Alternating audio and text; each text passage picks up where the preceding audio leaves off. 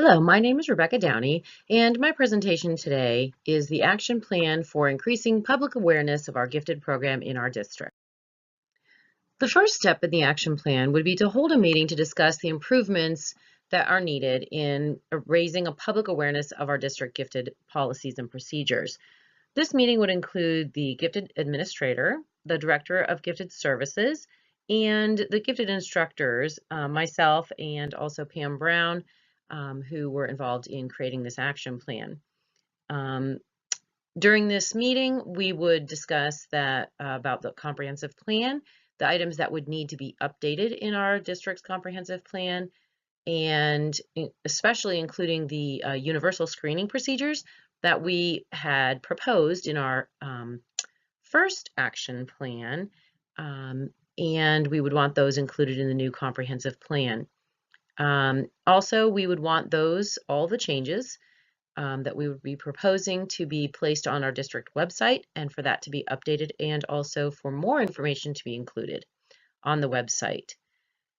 We would also make a plan for the professional development to let teachers know what new things had been implemented in our screening process, as well as throughout the last 2 years for our gifted program.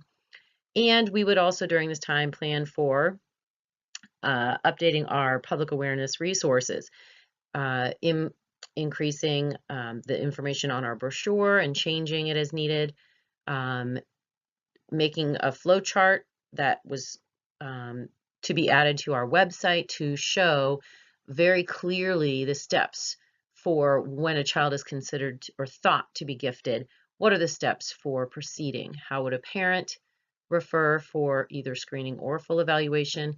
Teachers, what would be the procedures we would be going through to screen for the new gifted potential students, and that flow chart should outline it very clearly for all parties concerned, including administrators. Also, we would want to look at newspaper announcements. Those have been occurring. What else can we do to increase or improve those media resources that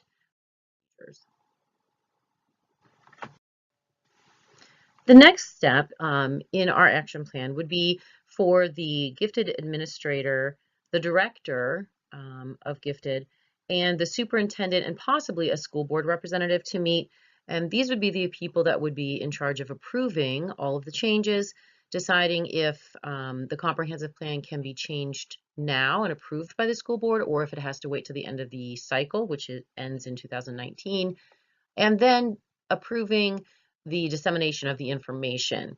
This might include divvying out roles and responsibility for who would implement the different changes, funding which department would be responsible for printing those materials, and disseminating the information.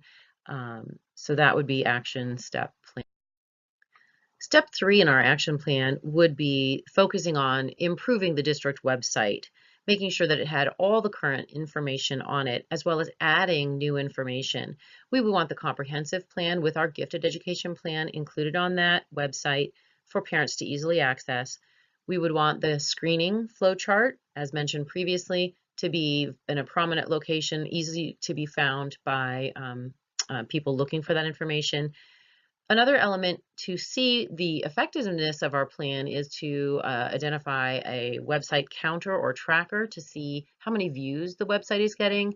If there's already one in place, analyzing the previous data with data collected over the next few months once changes are implemented and the information about the website is disseminated to the public. The next step in our plan is step number 4. This would be conducted by the gifted administrator and the director of gifted services, and this would be the publication and dissemination of all the printed resources to improve awareness of our gifted program. It would be needing to decide who and where we would be printing the new screening procedures, the flow chart, how those would be posted and published, and where. What public locations would we want for those printed materials to be located, possibly preschools, public library, all the school offices would be prime locations, and then also the newspaper announcements, what would we want to make sure we include in those announcements, and when would we strategically want those announcements to be posted and published in the newspapers and other media. Step 5 in the action plan is the professional development that would be needed to train the teachers and administrators on all the newly adopted procedures. First off, we would have to train the administrators. They have monthly administrative team meetings, so that is where they could be given the information. The gifted administrator could do this, or possibly one of the gifted to support instructors could present a PowerPoint that's been created to bring them up to speed. Then we would also need input from the administrators at that meeting when they would like to have the trainings for the teachers.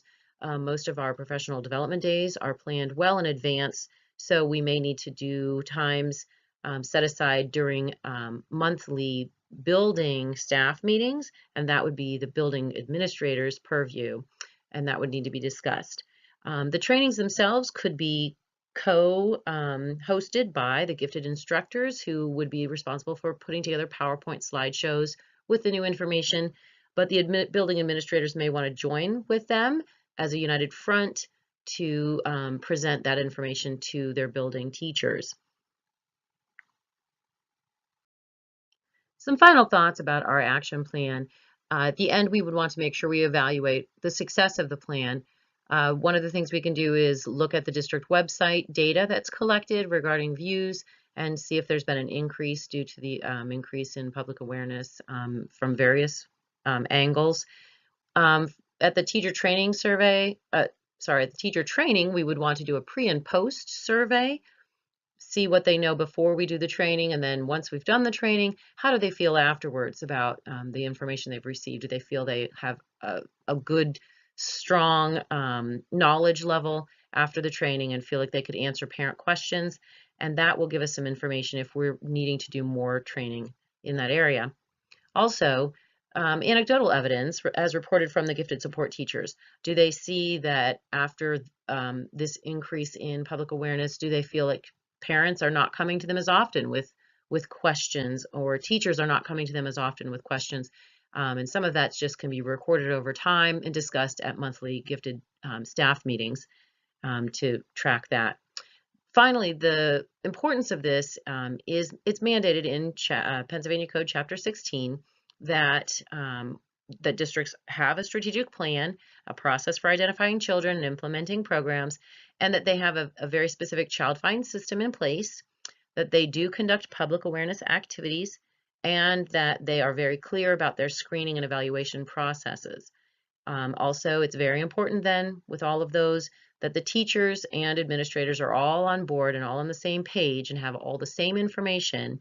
So that professional development piece is definitely an important part of providing a united front when it comes to educating our public and providing gifted services for all of our students that are identified gifted and needing to be identified gifted.